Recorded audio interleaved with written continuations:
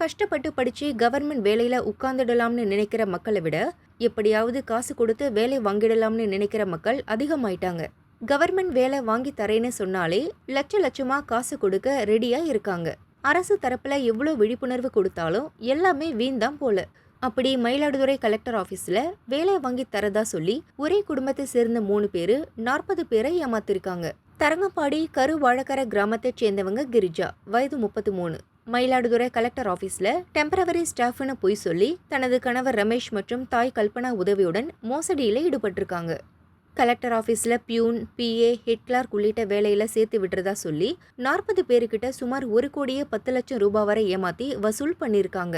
ஒரு கட்டத்துல ஏமாந்தது தெரிஞ்சதும் பாதிக்கப்பட்டவங்க சேர்ந்து மயிலாடுதுறை போலீஸ் ஸ்டேஷன்ல புகார் கொடுத்திருக்காங்க.